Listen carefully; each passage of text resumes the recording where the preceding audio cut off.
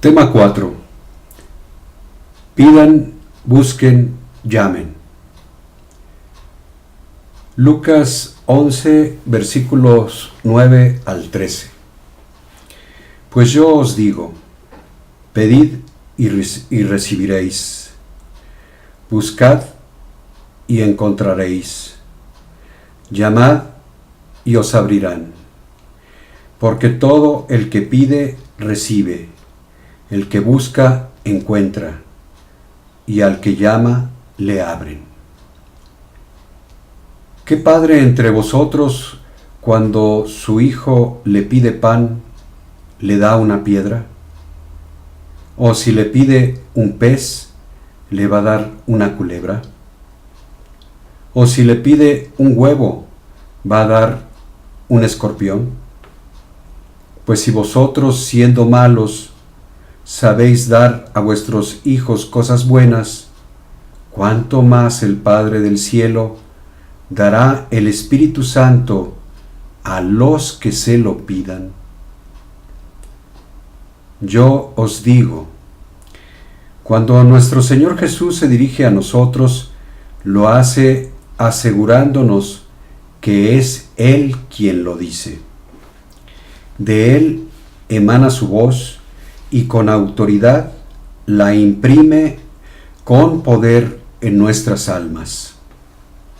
No es simplemente un dicho del Señor, es su palabra viva, la que al decirla nos cala hasta los huesos, arde en nuestro corazón, escruta en nuestra mente y sacude nuestra alma.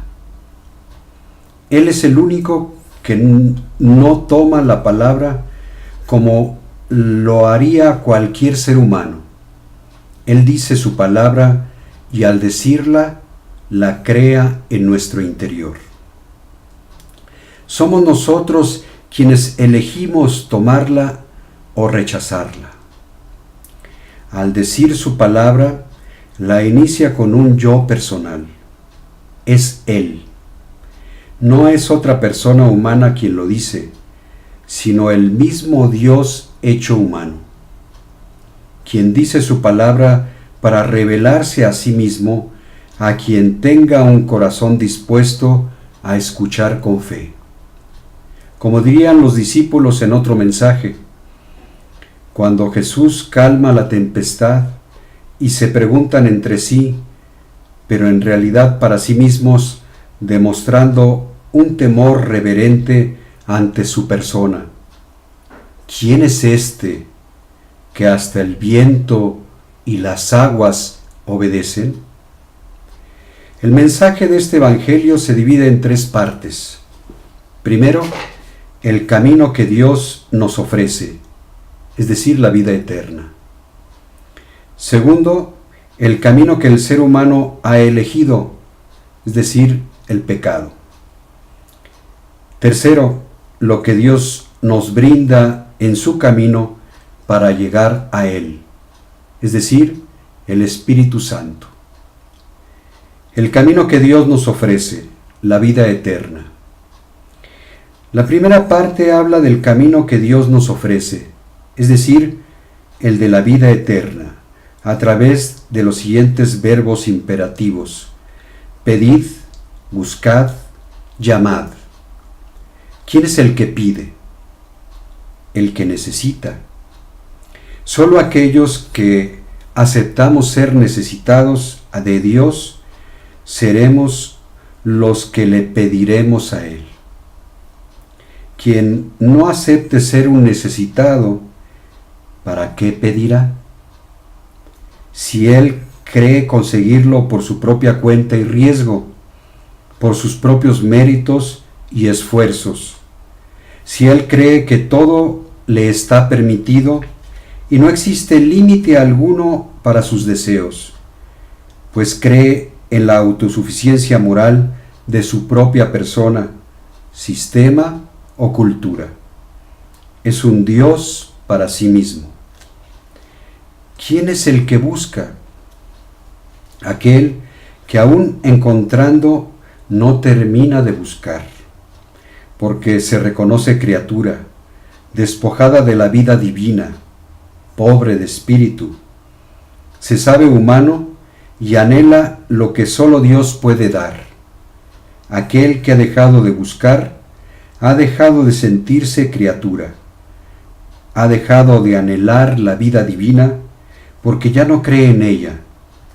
La atracción de los bienes sensibles, materiales y humanamente espirituales son suficientes para satisfacer su búsqueda, aunque en el fondo sabe que se miente. ¿Quiénes son los que llaman?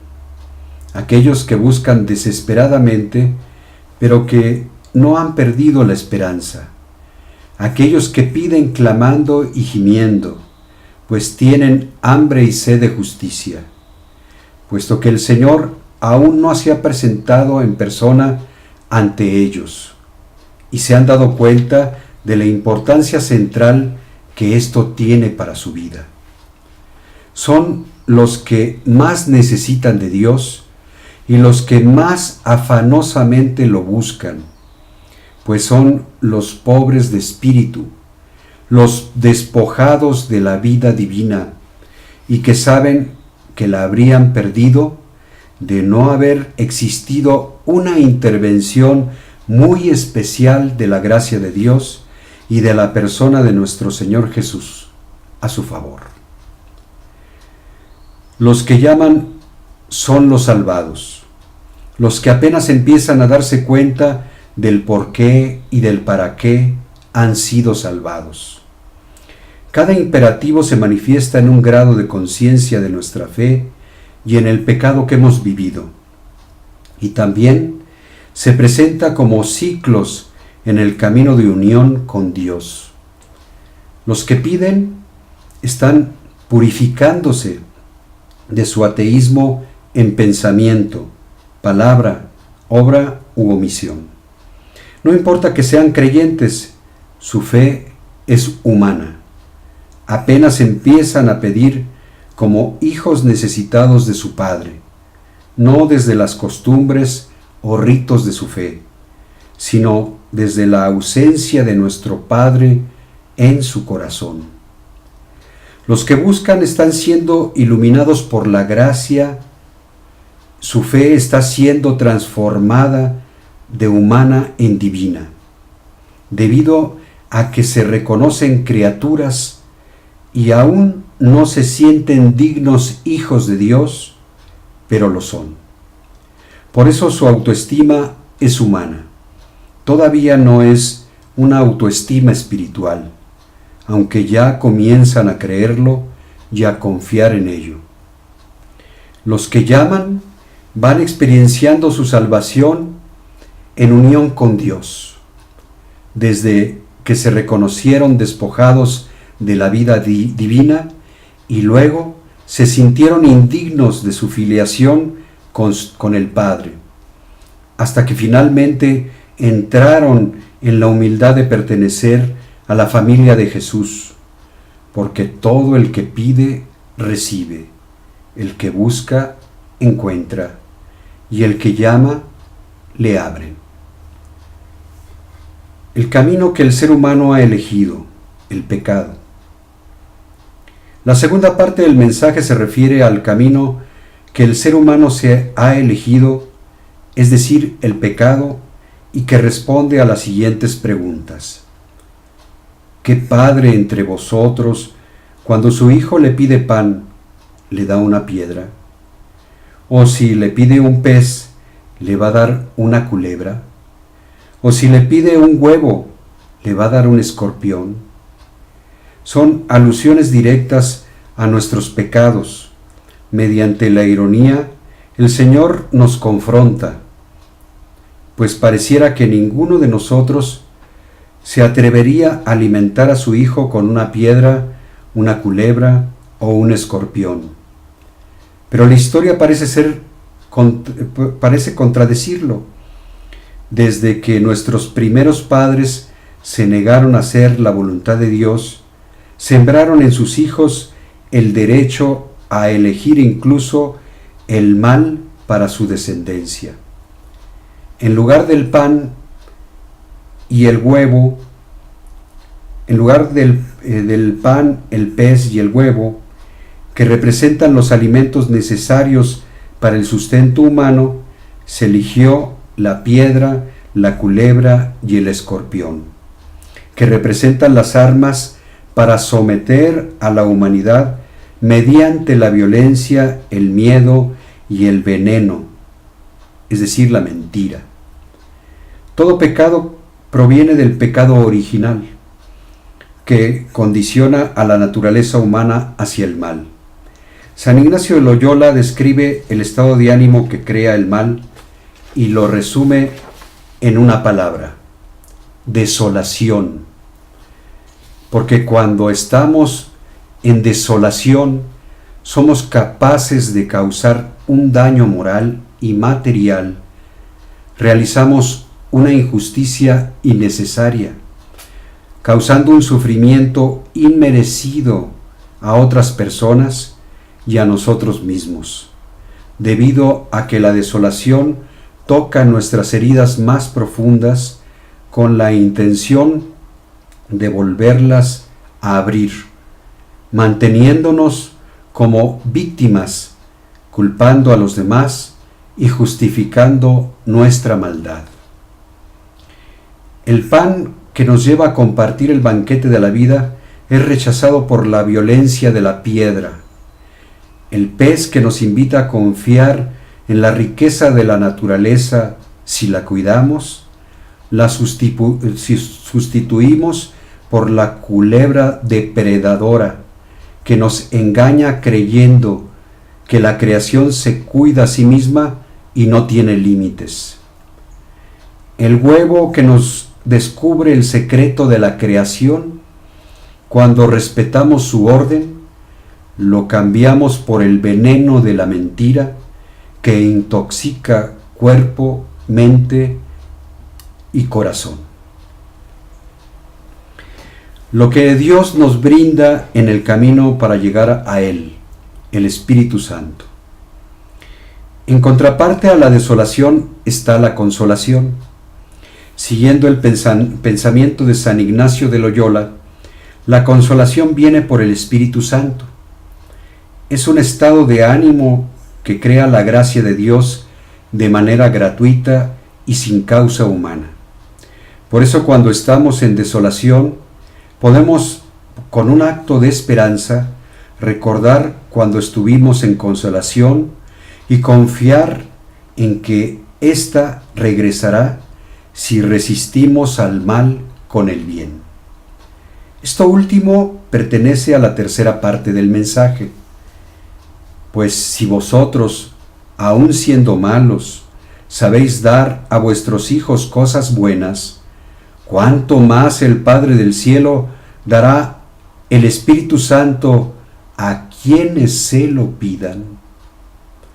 El Señor reconoce que la historia humana no ha sido solo de pecado, sino también de salvación, pues también hemos elegido hacer cosas buenas a nuestros hijos, es decir, generación tras generación.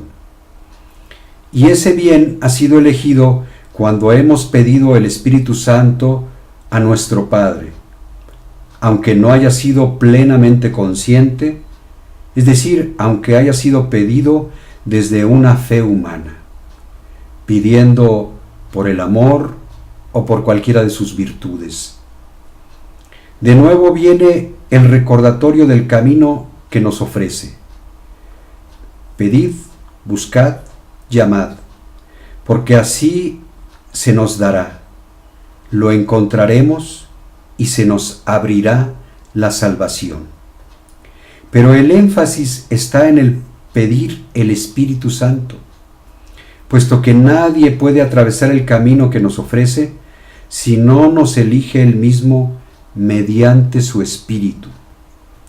No es un acto de voluntad humana lo que alcanza la vida eterna. Es un acto de la voluntad de Dios que nosotros la alcancemos, pero no a través de nuestra voluntad aislada, sino gracias a la fe, que es gracia divina, y que une nuestra voluntad a la suya, en un solo acto de salvación, en comunión. En eso consiste esta sagrada petición de su Espíritu Santo. Nuestro Padre quiere salvarnos, pero no puede hacerlo sin nuestra voluntad. Es una elección nuestra y es una elección suya. Es el encuentro de ambas voluntades lo que abre el camino de la salvación. La voluntad de Dios es que nosotros pidamos su Espíritu Santo, quiere que lo hagamos para dárnoslo. El ser humano toma conciencia de eso por la fe. Entonces pide su Espíritu y ocurre ese acontecimiento espiritual inimaginable, porque Dios cumple su palabra. El Padre dará el Espíritu Santo a los que se lo pidan. Escrito por Benito Balam, el 9 de noviembre del 2015. Muchas gracias por escucharme.